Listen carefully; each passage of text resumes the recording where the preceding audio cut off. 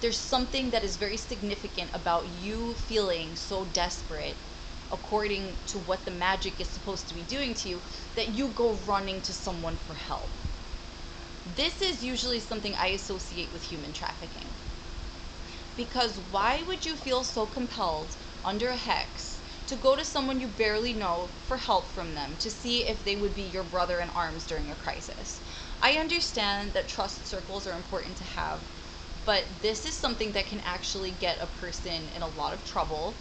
It's something that could get them trafficked, kidnapped, placed into a position that is highly dangerous for them, and just not a good fit.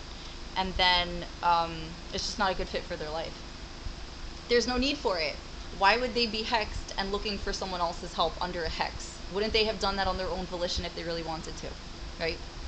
It brings new meaning to if they wanted to, they would. So controlling someone's desire to do something is not a viable way to do anything, legally or illegally. It's just not the way. So, and it is illegal, but it should be. It's spiritually illegal as fuck, but it should actually be illegal to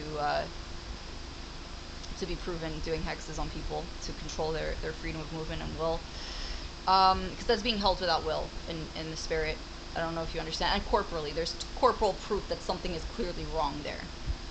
And I know a lot of you people would never admit that you do this, but you do.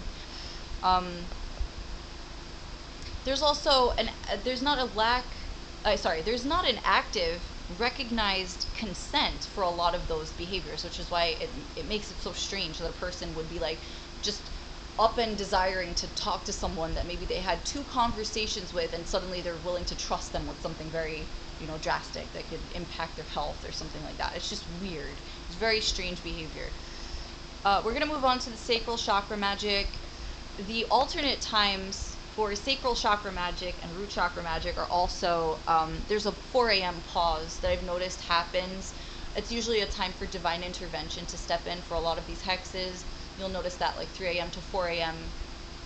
the hexes will happen, and then by 4 a.m. divine order steps in. And for those people who are like, sick and watching my channel saying, oh, we have at least an hour of clearance, you don't have an hour of anything to do this kind of stuff, because you will be punished no matter what it is you're able to do.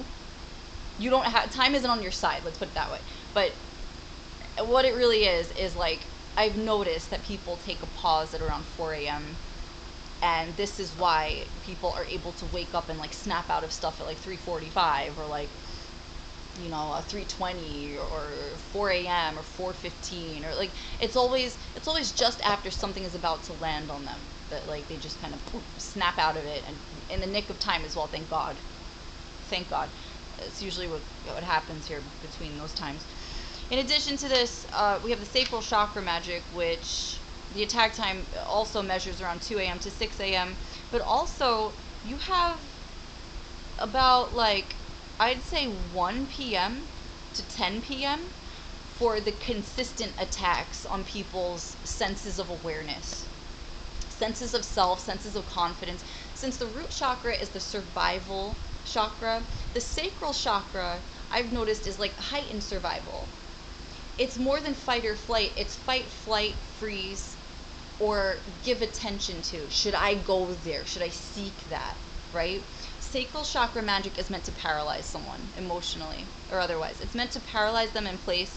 It's meant to make them feel inhibited in their own body. It's meant literally to terrorize them. That's the shortest answer for this. It is meant to terrorize them into physical paralysis and to mentally imprison them so that they don't have an ability to move forward on a decision that their root chakra already made, to run, to stay and fight, to freeze and observe, or to, please, whatever the cases are for this. What the root chakra decides gets paralyzed in the sacral chakra during these attacks. And this is why it's so insidious and so creepy and weird and evil and illegal to do this kind of stuff. Because what it is it's allowing a person to approach a thought of freedom of movement just for it to die there. That's what that magic is intended to do to someone. And the issue with this is that the symptoms of this can be taking place at any time during the day, but this magic is repeatedly enforced.